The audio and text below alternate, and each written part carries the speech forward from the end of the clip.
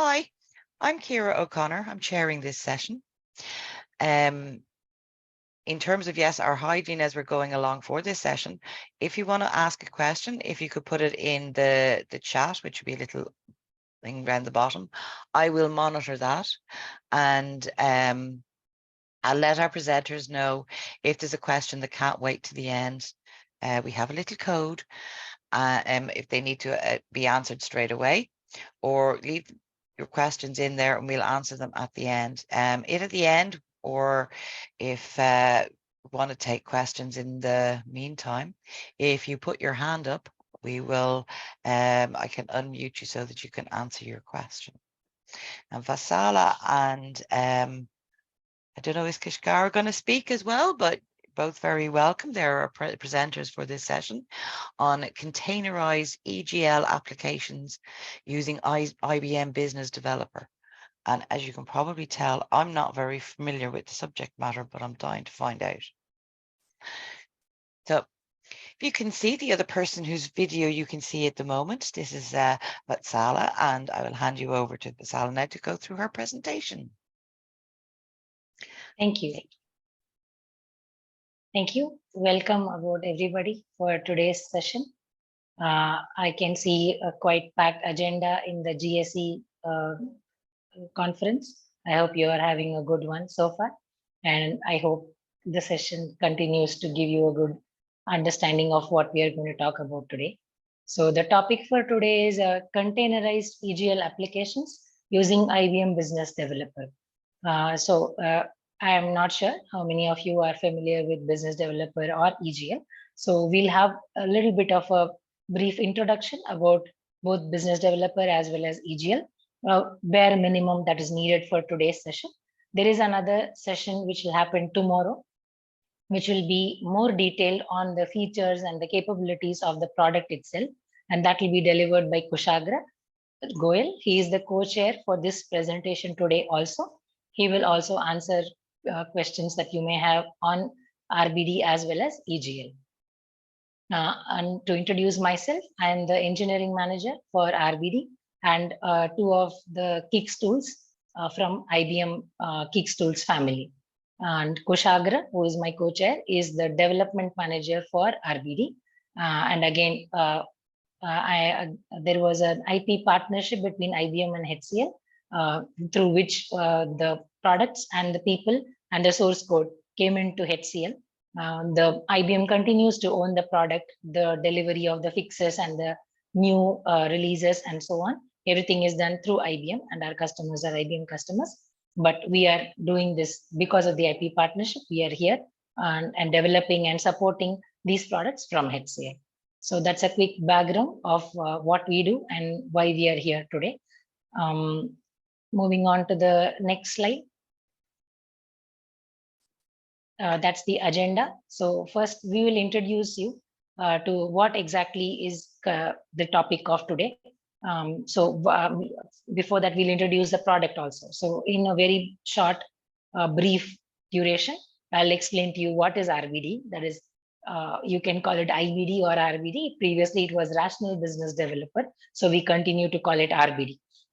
And then when Rational went away, we renamed it to IBM Business Developer, but it is commonly referred to as RBD. And as just like any other mainframe related product, it's been there for quite some time now, and the jargons have just been there. So we continue to refer to it as Rational Business Developer, that is RBD. And then EGL is Enterprise Generation Language. So that's what is containerized EGL applications. So after the introduction, we'll explain to you what exactly is the problem our customers are facing as of today, and what is the solution that we have come up with for that problem. And the solution is divided into 4 different parts. One is the deployment phase. So when the projects are deployed, there is a solution for containerization. When you are using something called EGL SDK, as the name suggests, it's SDK, Software Development Kit for EGL. So our users either can use RBD in a Eclipse interface, or they can also generate RBD programs using the SDK, which is the EGL SDK. So there is a small solution there for containerization. The third part is integrating with Spring. So again, same thing during deployment. If you the way you deploy the projects become different because of for which reason we have integrated the product with Spring Framework. And last but not the least is MQ support, that is message queues. Message queues are already supported in RBD, but we have enhanced that support to make sure that the containerization part becomes easier and more seamless for our customers. So that is what is the agenda of the entire presentation. Okay, so let's move on to the introduction. Now, this is the introduction of the product. So what you see here, this is, sorry, this here is the core of the product. So our users or our customers write their code in EGL, that is Enterprise Generation Language. It is a very English looking language.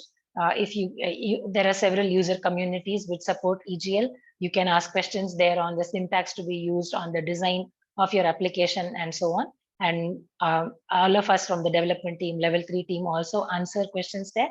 And several of our customers are also part of the user community, and they all answer questions there. So people write code in EGL to address different business problems. So again, like I mentioned, in tomorrow's session, Kushagra will cover this in all the more detail. But just to give you a brief, for example, if you have a banking application, you can write your entire application using EGL, the front end, the back end, meaning Java, or the back end can also be COBOL running on mainframe. So that's exactly what this figure tells you, that I have an EGL program which I can, so RBD has compilers and generators, which will compile the EGL code and generate the target runtime for you. So the target can be COBOL, which can go on either IBM Z or on IBM I. We support both of those operating systems. And then it can also be Java, and the Java application can be deployed on any application server, for example, VAS Liberty or traditional WebSphere application server. We also support Tomcat and JBoss. So any of these can be your application server where you generate your Java program and deploy it, and then your users can consume that.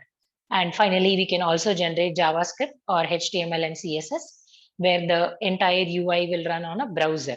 And again, it's not just one component. So all the three can be part of your entire application. So you can have several EGL projects. One of them could be running on your mainframe, giving you the mainframe backend. Another one could be a Java project, which is interlinked from this, and that is another part of your middleware. And finally, your UI can be your JavaScript or your HTML and the CSS code. So one programming language at this EGL code can be written to cover all these three different phases. And once you do that, all of these integrate together and they work together and form your entire application. This is how RBD and EGL is used in real time by several of our customers. We do have customers in banking, in insurance, in security, federal customers, several of the customers across the globe. And again, around 25 to 30 years of existence in the market, and we have evolved over a period of time, adding more and more features to the products as and when our customers have asked for it, or as and when we see the need for innovation. So a few of the things that we have done today, that's the features that I'm going to talk about, have been added by request from our customers. And some of them we have seen the need of the time, and we have added those in the product. So that is the entire product in a very small introduction for you. I would like to keep this very interactive. So in case you have any questions, please feel free to raise your hand or put your question in the chat box, and Kiara will let us know that there is a question, and we will try to answer it to our best. If we cannot, then we will get back to you on email over the next few days. Okay, so I'm going to take a pause and wait for any questions, if anybody has any.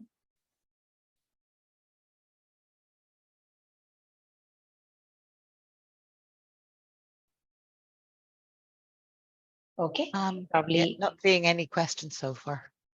Okay, Kiara, thank you. Okay, then let's move on to the next slide. So whatever I spoke about is the entire RBD framework. And this specific slide talks about the Eclipse interface. So when I spoke about EGL as a programming language, it was taken that we need a IDE or an integrated development environment where our programmers, who are our customers, need a place to develop these EGL programs. In our demo, I will show you the IDE also. It has editing capabilities where you can type an EGL program, and then validation. So if you are making any syntactical errors or even errors in names of variables, RBD points you out that there is an error and you can correct it and then go on after your corrections are done. It also suggests quick fixes and most of the capabilities that any normal enterprise grade IDE support are available in Business Developer Eclipse interface.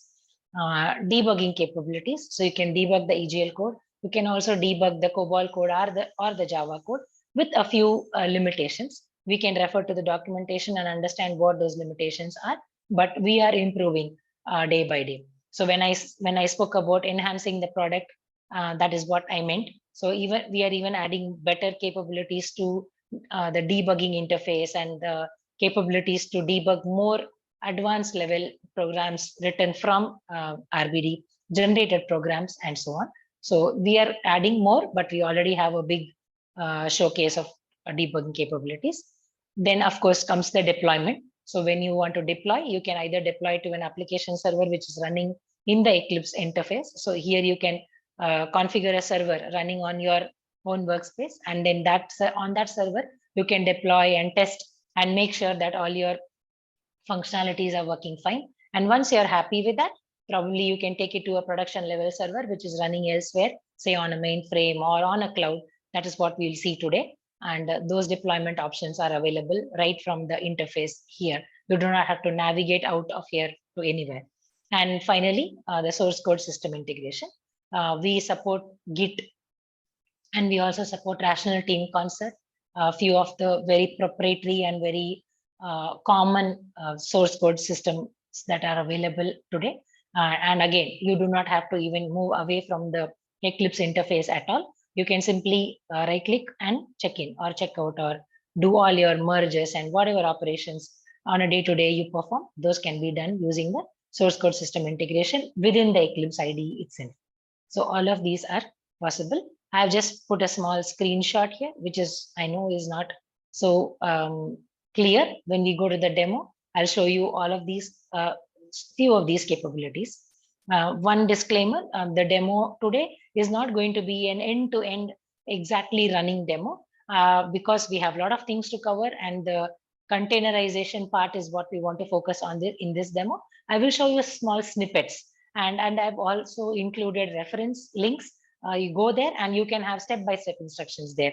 So I don't want to be doing that here, but I want to show you at a very large level what are all the things that are the capabilities that we have added into EGL and RBD.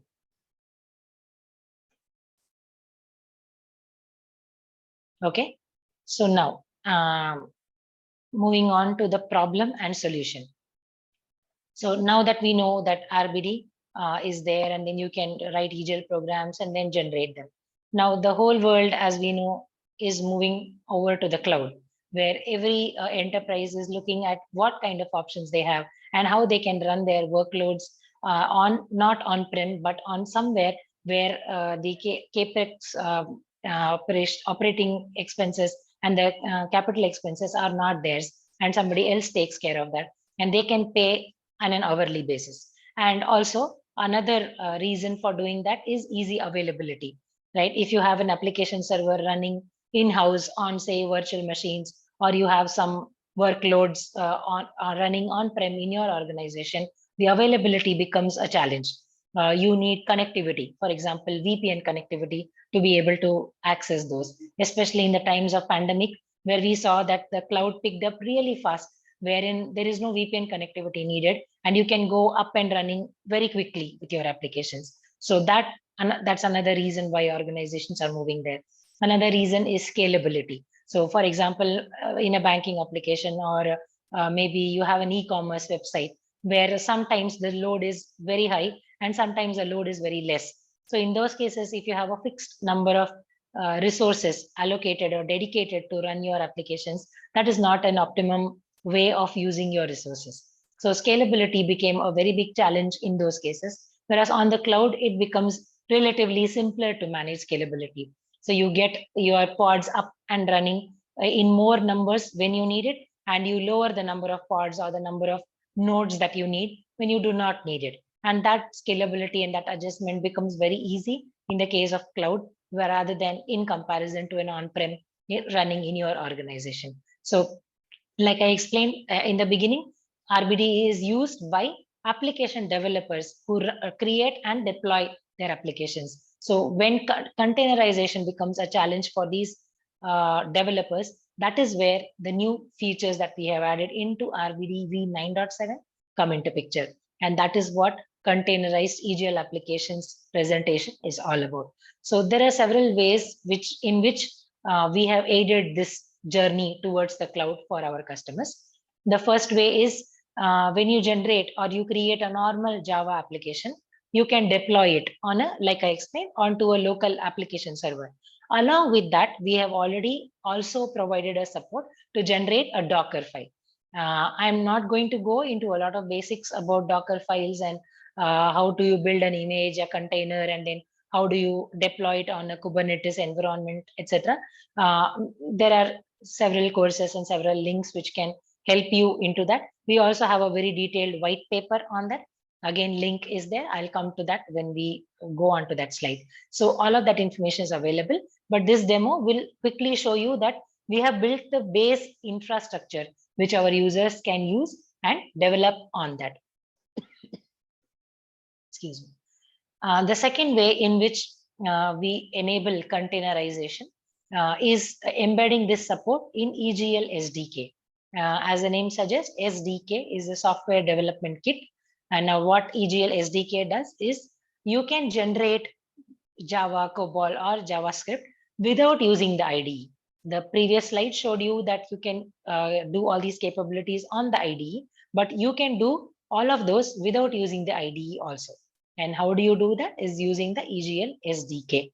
It gives you commands, syntaxes, and options using which you can generate your EGL code into your target platform. And in that generation, we have embedded containerization. When we go to the demo, I'll show you. It's a small step. There are more things which can be developed and evolved in the EGL SDK. But like I mentioned again, all of these are small steps that we have taken, and there is still further scope for enhancement in all of these areas. The third area where we have added support is by enabling users to include Spring Framework in their application. So right now, as before RBD v9.7, you had to develop an EGL program and you would deploy it on an application server. But when we go to the cloud, there are different options there, and then scalability becomes different in the different context of an application server on the cloud.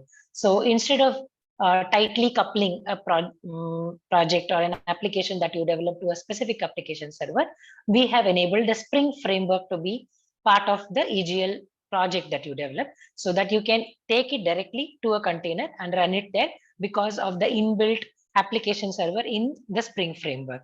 So in the demo, I'll show you how that can be achieved also. And last but not the least, the final enhancement that we did in this area is the MQ support. So what is MQ? Message queues. You can write or configure message queues in a way that the components in an application can talk to each other through message queues. One of the ways to communicate. MQ was already a part of RBD even before 9.7, but that was more of a primitive kind of a support with just get and set and several small inconveniences, which we have gotten rid of in version 9.7 by supporting publish subscribe method, which was not there previously. So we have added that now, and it's a detailed procedure again with which you can set it up. So not in RBD, but the actual message queue.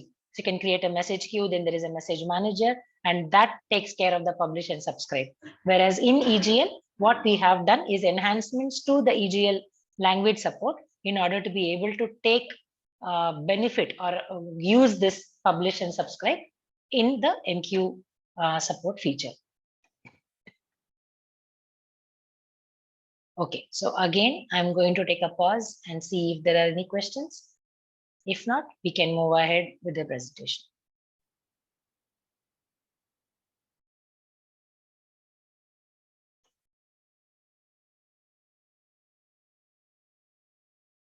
Okay, looks like we are good. So moving ahead. So this is the classic use case where we want to be able to go in the future, and parts of this has been achieved with RBD 9.7. So you can see a big DevOps pipeline, a big use case here. I'm sure people who are developers or people who are business analysts will understand this whole DevOps pipeline as it is. So what our users do is you can see here, that is the RBD UI, that is the Eclipse interface. So and there is your SCM, whichever SCM is your organization's SCM, that is what is here. So you clone and fetch the code here, develop, debug, analyze, unit test, etc. That is taken care of wherever you are doing it. And then you do a code review, and then you push it back to your SCM. And that is where the DevOps pipeline is triggered, where the checkout happens, and then unit tests happen. Now, in future, we plan to add support for E-units, which is nothing but EGL units. But as of now, if you have written any Java units, you can run those automatically. And then comes the phase of EGL SDK generate. This is where the SDK comes into picture, where again, we have added support for containerization. And then finally comes the archive utility, where this, whatever generation happened, the code generation that happened, the archive, the deploy happens. This archive file creation is where we have introduced the generation of a Docker file for your WAR file. And then when you actually deploy, the deployment can either happen to a mainframe, or the deployment can happen to a microservice cloud of your choice, wherever you want to deploy that. This mainframe deploy has not been enhanced to support containers as of now. Again, that is work in progress, and you should see something coming very soon. And here, the microservice service on the cloud is where you can have several of these Dockers. This is your application Docker and the other Dockers, and they can all communicate with each other using the enqueue pub/sub. So this is the vision statement where we want to go, and step by step, we are enabling containers in each step of this process. Okay, so now moving on to the deployment step specifically. So you can see a screenshot here. I'll show you this when I show you the demo also. So the deployment descriptor is the file where we specify different options. So when you generate a EGL project, the deployment descriptor is where your deployment options are specified. That is the step 9 here. So before this deployment, you can provide all the options that have to be used. So starting 9.7, this container deployment tab has been added, where you can specify several options, values for several parameters, which will be used to generate a Docker file. And this Docker file can be used to build an image and then a container. And then I've provided some references here. There is a YouTube video which you can use to walk through the entire process of how you can write an EGL program and generate a Java code out of that. And this, the last one, is the recent white paper that we have published, where you can completely have all step-by-step instructions on how these EGL-based microservices can be deployed to an Azure cloud environment. Okay, so quick demo, like I mentioned as a disclaimer, these demos are not full-fledged because we do not have time to cover everything, but it's a small piece that you can see to understand what we are and how this whole product works. Okay, I'll have to stop sharing for a minute and then I'll be back quickly. Just give me a second.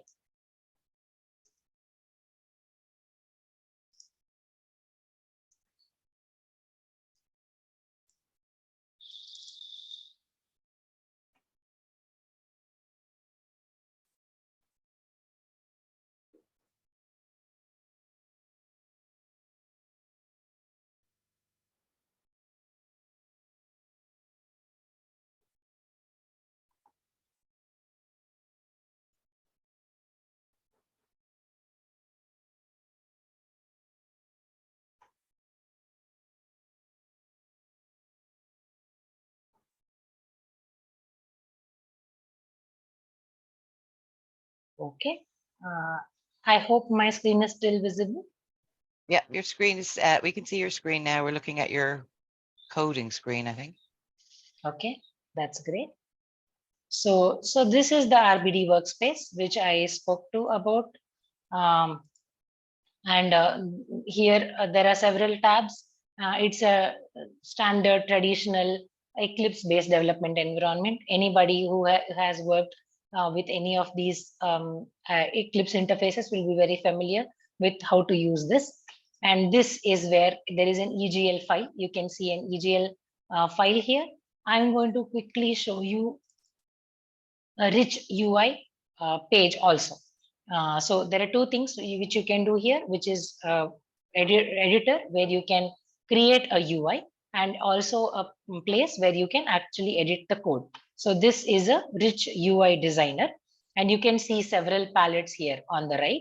And these palettes are arranged according to their categories. So display and input, layout, and then virtualization are several palettes. You can include more. So for example, we also support Dojo palettes here. So you can see Dojo controls here. We also support Bootstrap widgets. So when you create a project, that is file, new EGL project. Okay, new EGL project. It is somewhere where you can decide which kind of project you want to create. So I'll just quickly show you this. So general project is where the older type of projects are created using. Rich UI project is where you can create UI applications, custom widgets, etc. Mobile project, as the name suggests, is for mobile, and web projects are for web services. So as you could have guessed, this is a RUI project. I created that. And when you create a RUI project, you also have the option to include other kind of widgets like Bootstrap and Ionic, which support we have added in RBD 9.6. And then all you do is simply drag and drop. So you can just drag and drop a button here, and the button gets placed here. And then you get a properties pane here, where if you select the control that you just added, you can see all values, and then border and spacing. You can make the look and feel of it better. And there is also events. So you can go here and then you say, okay, this is the event that I want to add, or mouse down, mouse up, on select. So many events are possible. Once you do that, you double click on this. And if you see, you can add multiple ones. So if you double click here, the code pane opens. This is what was open when I had just opened the RBD interface. So let's minimize this. And now we can see the event code here. So you can see code that I have written, package, and then the RUI handlers. This is all automatically generated code. All I have to do is add whatever I need to add here. So I just have added a message. So my UI here in the design pane. So you can see a design pane here. In the UI, there is a customer ID field here, and there is an add button. Just for simplicity's sake, this is all I have done. I can go to preview. When I click on add, I can see added is getting added on the screen here. That's it. So a simple UI with a button and a text box, just to show you how the whole process works. Now, this is the build descriptor that I spoke about. And this is the deployment descriptor, which I was referring to. So there are several options here using which you customize the way the build happens and the deployment happens. So what we are looking at now is a customer UI EGL DD, that is deployment descriptor. And I'm already on the container deployment tab that I showed you in the screenshot. So it is a simple deployment, and I'm just giving the anybody who is slightly familiar with Docker will know that these are the tags in a Docker file. So you can provide a maintainer, you can provide the name of the base image and the base tag. That is the version of the image that we want to get from the Docker Hub. Then I am providing here the port number that I want to expose in the Docker Hub.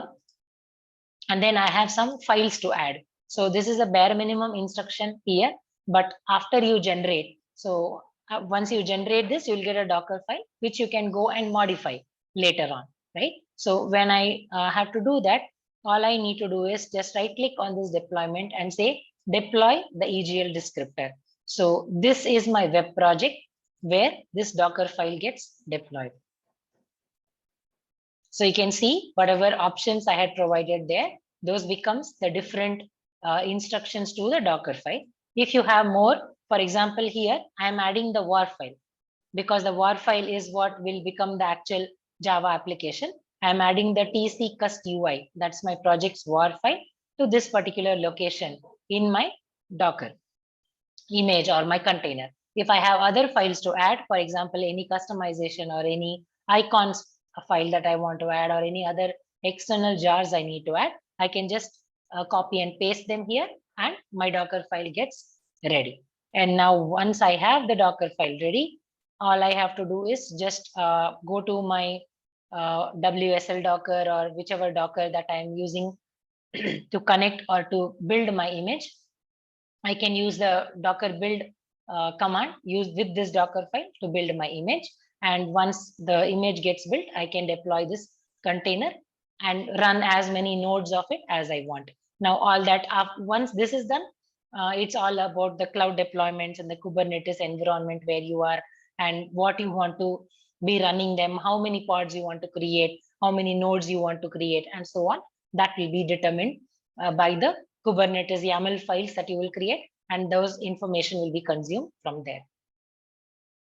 So that is the demo that we had about the Docker deployment, how the EGL was created and what we added there and how this works.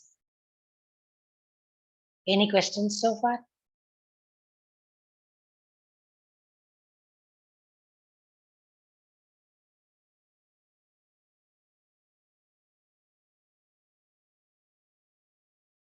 Okay, so this is the servers that I spoke about. So I have a Tomcat server added here. I could have added more like WAS Liberty or WAS server in the ID where we can deploy other applications. Okay, so now that the deployment part is done, I am moving on to the second part of this presentation, which is about EGL SDK. Like I explained, EGL SDK is the actual code generation. So I will quickly also show you here that when I generated this EGL file, there is Java code that has been generated and been added here. Okay, actually I did not yet generate it there, so it's all here. And the web content is here. So there is a HTML page which has been generated. And in this, where I showed you the Docker file, in the same place, there is the HTML, which is corresponding to this. So when I generated this, let me show you the EGL, this cust UI, that is my EGL Java project. That is a Rui project. And when I generate this, so I can generate it, sorry, I have to generate the deployment descriptor, generate. And when I do that, my Java code is going to be generated, and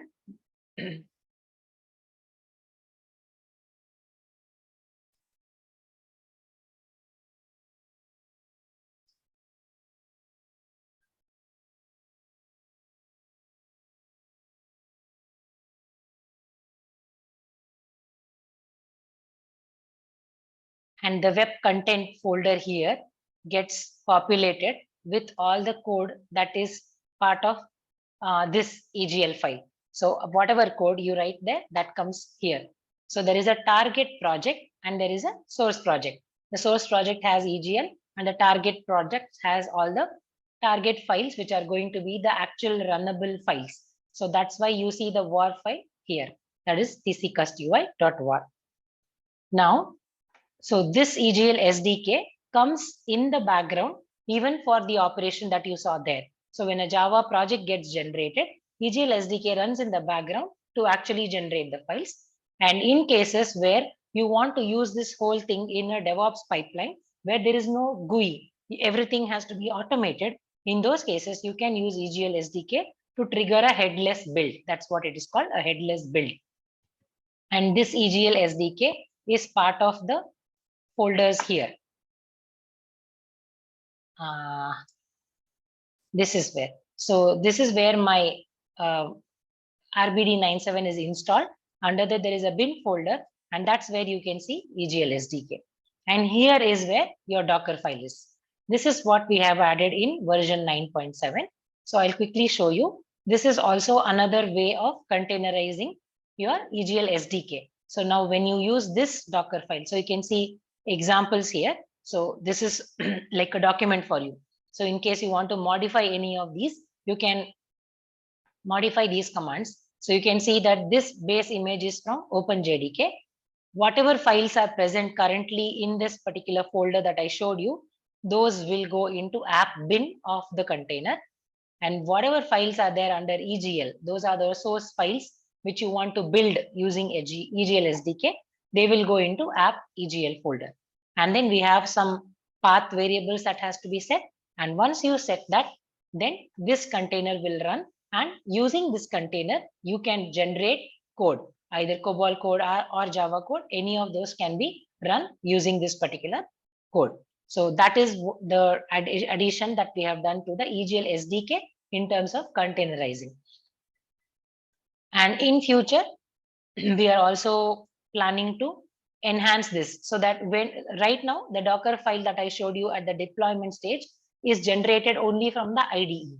So in future, the SDK, when you generate any project, should also be able to give you a Docker file for that project, which again, like we did from the IDE, you can pick it up and start and put it on the cloud environment wherever you want to deploy that. Okay, so again, are there any questions?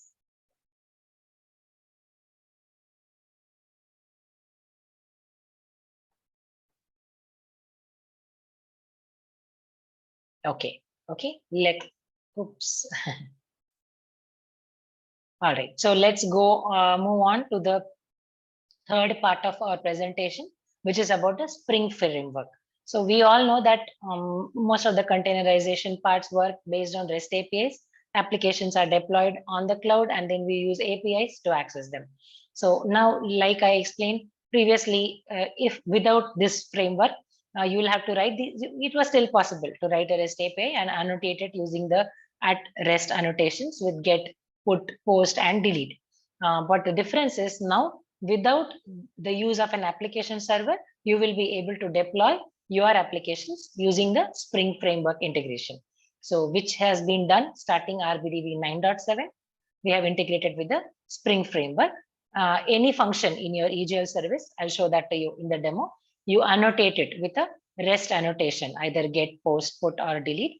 And once you do that, you can also add the documenting annotations. For example, title, description, tags, whatever you want to do. And we support Open API 3.0 as well as 2.0.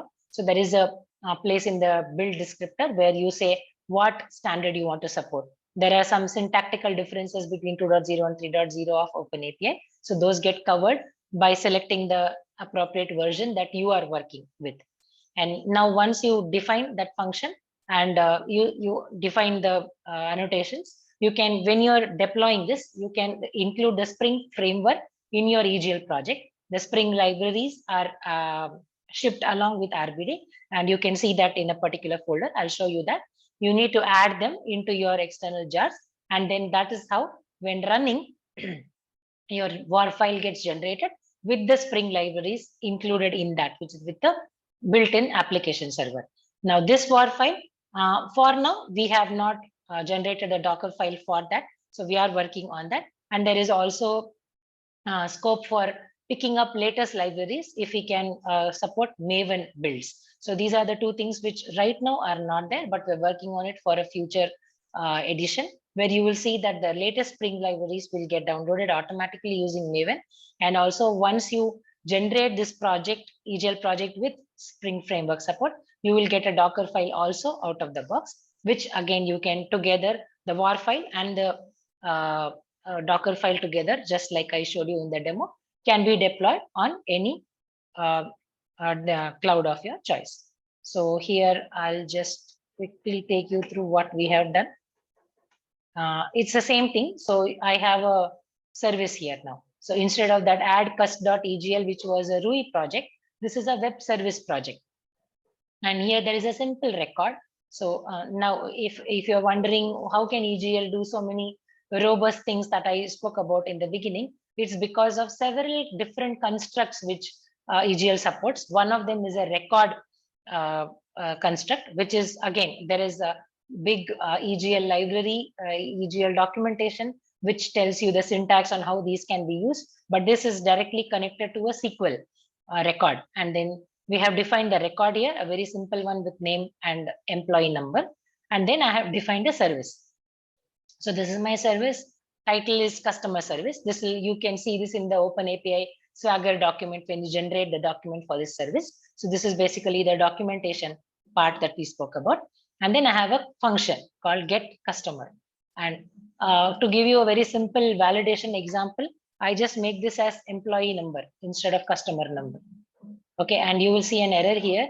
It will tell you is not allowed get rest annotation parameter employee number must be in your URI template. So this is being matched with this, and that's why it gives you an error. So I just wanted to give you a quick sample of how robust it is built. Similarly, suppose I make a mistake here. This is a syntax error because this is a new value enumerator value. So this is the only possible way in which it can be given. So there is syntax checking when you develop the whole function, and you will exactly know where the errors are, and you will get quick suggestions to correct them as well. So moving back to the Spring topic. So tags, again, tags are used for the Open API documentation support, and this get rest. Now this is where we are talking about the actual rest annotation. So once you define this get rest annotation against any function, the Spring framework and EGL knows that this is going to be a get call and URI template. Now, what exactly is a URI template? There'll be a base URI. For example, HTTP, localhost, then there's a port number, and then the service name. So add cust, that will be the service name. And then along with that, it will be appended as customer number. So let's say it will be something like localhost. If your port number was given as 8080, add cust, and then you have customer. So that will be your base, a base URI plus your URI template. So just to give you a sample of this. And the response format can either be JSON or XML. So whatever response comes back, you can do whatever processing you want inside this function. And like I said, I don't have a full-fledged demo to show you right now, but this is fairly how you do it. And once you do this, then things are very, very simple.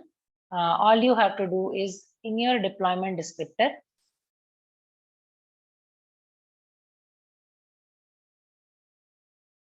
okay, not this one. I have to go to my service. So in the service, I have the deployment descriptor. In this deployment descriptor, there is a service deployment. Here you can see the URI. So this is the HTML, the URI that I was constructing on the page, add cust. So you do this. There are different options here. You pick which of the services. So you may be having multiple services here. You can pick the one that you want to put in as part of this and add that over here. So that is how you define the deployment descriptor. And the last part is in the build descriptor. In the build descriptor, no, sorry. When you generate this project,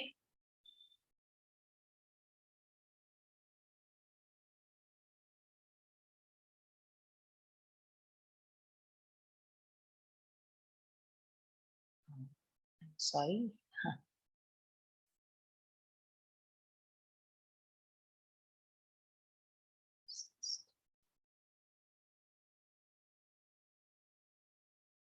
The target runtime will be your file.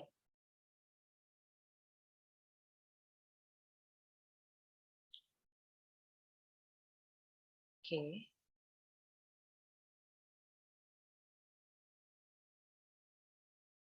Okay, it's not here.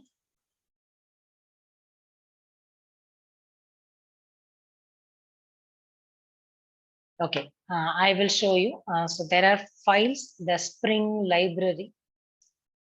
I need to minimize this 1 second.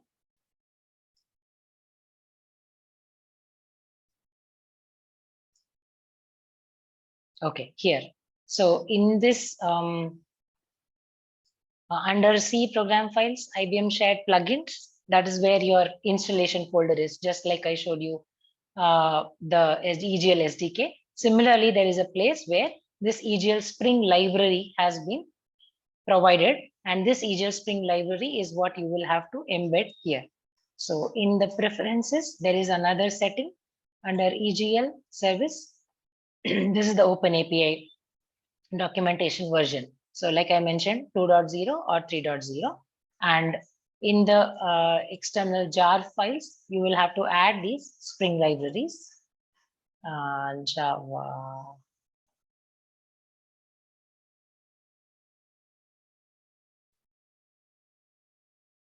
Not my day today. There's a Java build path where you will have to add these Spring libraries that I just showed you here. And when you do that, that is what becomes your target project. And where, like I showed for the Rich UI project, there is a target project. This library becomes a part of that target project. And when you run that WAR file, that is where your Spring library comes embedded into this. Okay, I'll again take a pause and see if we have any questions.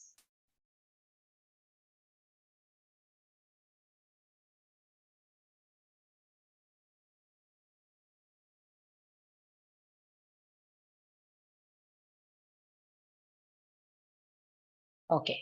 Okay, then I'll move on to the next, which is the last. Okay. I wanted to bring to your notice this blog, which exactly summarizes all the steps that I just showed you. And the one step I missed also, that is also mentioned over here, where the deployment descriptor and the build descriptor have small modifications to make sure that the Spring framework gets included over there. So if you refer to this blog, you'll be able to exactly get the steps on how to set this entire thing up. Okay, so that brings us to the last topic of today, which is MQ support. So like I said, message queues were always supported in EGL. You can create EGL programs which can talk to each other using message queues. The message queue configuration can be done on any messaging software like IBM MQ, Rabbit MQ. We also support Active Apache MQ. So all of those are supported. So because on the cloud platform, you can pick whichever MQ software that is that your organization is licensed to, and then you can run EGL applications on any of them. So in RBD 9.7, we have added these two new Rabbit MQ and Apache MQ. Now, and also we have added the publish subscribe model, because without which the actual communication is not so effective, and rather than the get set method. And also it is introduced in both COBOL and Java environments. So if you have COBOL programs, there also you have IBM MQ, which you can configure, and the COBOL programs can communicate with each other using message queues. And this is the EGL language support enhancement that I was talking to you about. Several things that we have to do. We have to enhance mostly the EGL language so that it starts supporting these various new constructs, which can be again used in the Java generation or in the COBOL generation. And that code can then make use of its supporting infrastructure. So there is another link here, which is a MQ PubSub blog, which explains how you can configure MQs and how you can do this publish and subscribe, what kind of EGL records you need to create, and how do they have to communicate with each other. All of that is mentioned in this particular blog that we have published. And that brings us to the end of this presentation. Thank you very much for being with us. We'll be around for a few more minutes. In case anybody has any questions, we can answer those.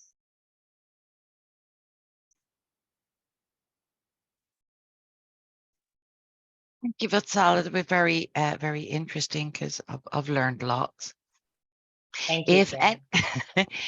If anybody has any questions, if you would, try to start my video off again. If anybody has any questions, if you would like to put them in the chat now, or if you raise your hand, we'll unmute your mic so that you can ask the question yourself. I don't know if you have looked, but we have Vitsala's presentation is up on the website if you want to download it there, and the recording of the video will be available later. And when I say later, I mean like in about a week. For you to click on if you have registered with the conference already. And does anybody have any questions? While you're thinking, I'll just remind you, if you can lead your feedback, because it's very useful for both us and for the presenters.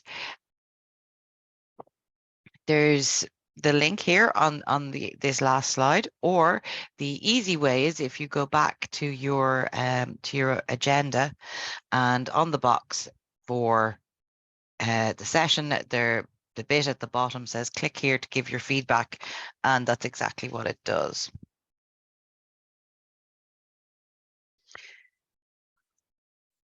Okay, had a few minutes now. Has anybody thought of any questions they'd like to ask?